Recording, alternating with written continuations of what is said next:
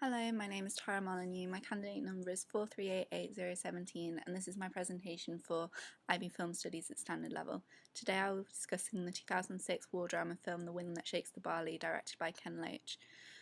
Loach uses The Wind That Shakes the Barley as a sympathetic commentary on the actions of the Republicans in the Irish War of Independence and the Irish Civil War, which take place in the early 20th century. This is in keeping with Loach's socialist political beliefs, as we see and support the working class Irish Republican army struggle against their British oppressors. The technical style employed by Loach throughout the film is evocative of cinema verite, and through his use of improvisation, he tries to go in search of natural expression and reaction from his actors, and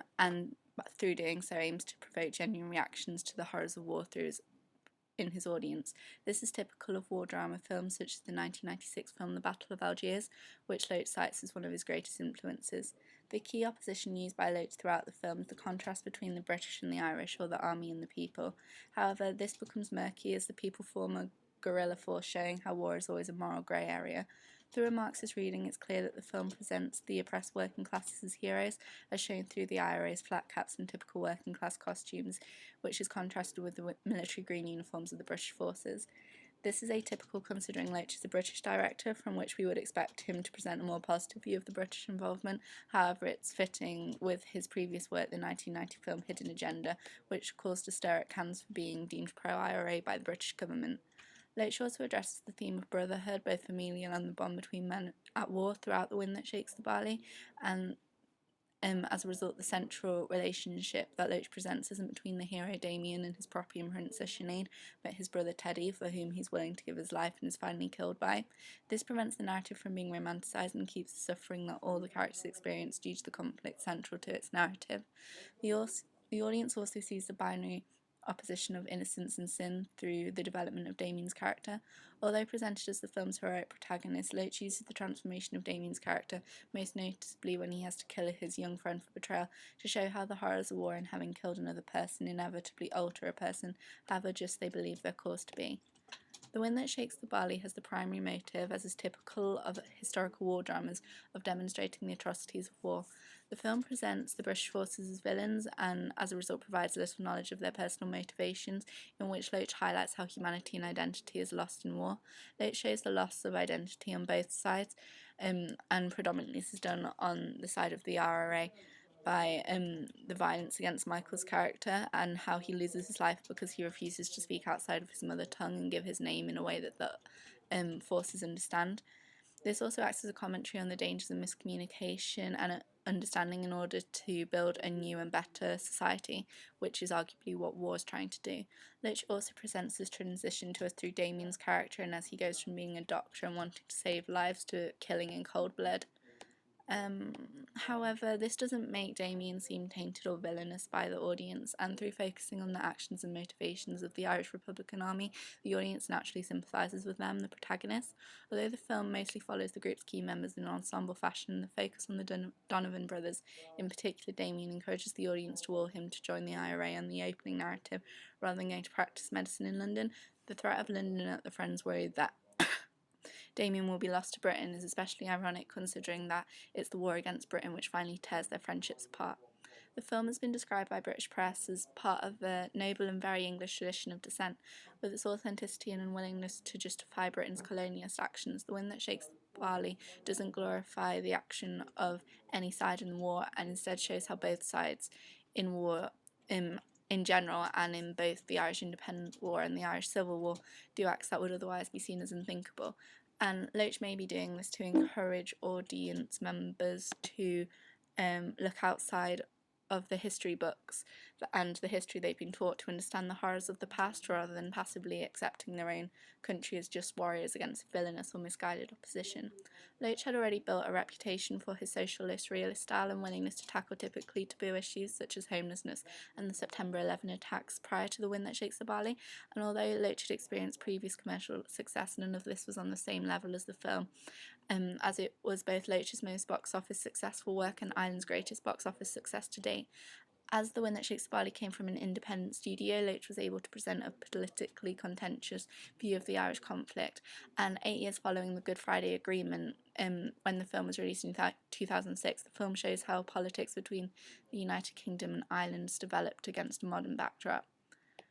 For the purpose of my presentation, the extract I will be analysing from The Wind That Shakes the Barley begins at 4:10 with the soldiers' arrival and ends approximately 5 minutes later as Damien leaves the wake. Loach uses the extract to establish the friction between the Irish people and the British forces, with him immediately introducing the unapologetic violence that the army employs throughout the narrative, presenting them as the villains and showing the cultural differences and people's pride at the heart of the Irish Independence War. When the violence erupts between the soldiers and the people, and the soldiers begin shouting and first attack Michael, we see Loach use fast-moving shots, and this has an element of unexpectedness to it and brings the audience into the calamity and chaos of the situation. It also acts to increase the pace and acts as a sharp contrast to the slow pan used in Michael's wake later on in the sequence. There's hard focus used throughout the opening, and again this shifts and becomes different as there becomes a soft focus during Michael's wake, and this shows the honesty of Loach's portrayal and shows the hostile nature of the violence with such a hard focus and intensity to it. Throughout the interaction between the soldiers and the people, there's greater proximity between the camera and the soldiers rather than the camera and the citizens. And this is kind of atypical, as it may be seen as encouraging the audience to side with the soldiers. However, we see this again throughout the narrative, as in the intimate shots between Damien and Sinead, there's also long shots used to create distance between the camera and what's happening with them. Point of view angles are predominantly used throughout, and this may be done by Loach to suggest that war can only be viewed subjectively.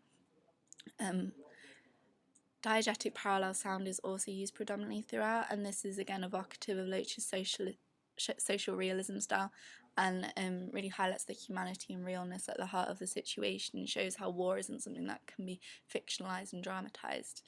in a way that typical cinema may wish to. As the sound's predominantly diegetic, the screaming soldiers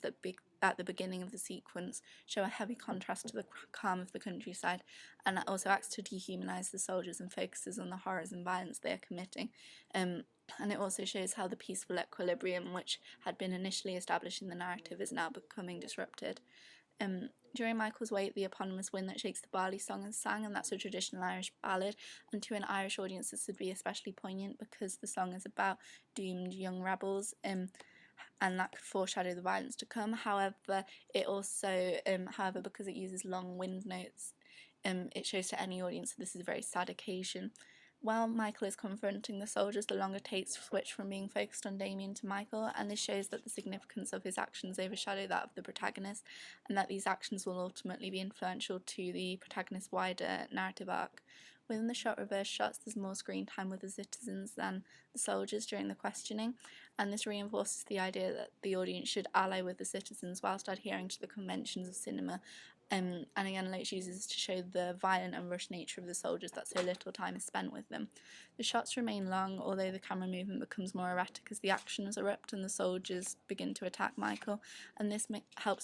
is Loach upholding the conventions of realism by which action has to dominate the audience's attentions rather than fancy camera work and editing tricks. In Michael's wake, the soft lighting used and the candle light is a strong contrast to the harsh lighting outside, and this could be used to show that darkness has fallen onto the character, or foreshadowing the shadowy character traits that are going to develop in the characters to come. It's the women rather than Michael's friends that immediately enter the barn after he's died, and the soldiers have exited, and this could be interpreted as a biblical reference, especially due to the religious nature of Ireland and Catholicism at the time, and it establishes Michael as a character who died for his values and for others, which is revisited and questioned throughout the narrative as to whether he can be considered a true martyr. In the film, Damien remarks, "I hope this island we're fighting for is worth it," and Loach presents these ideas throughout, questioning whether the end of war can ever fully justify the means by which it is achieved, with the huge violence and political uproar which is seen throughout the film. Although many characters behave heroically in the narrative, The Wind That Shakes the Barley forces the audience to question not only the history they've been taught, but whether there can ever be any true heroes in a conflict which forces innocence to be lost, drives families apart, and almost completely destroys a nation and the people's national identity. This is a question that has yet to be answered hundreds and hundreds of years after war began and almost a century after when the film is set.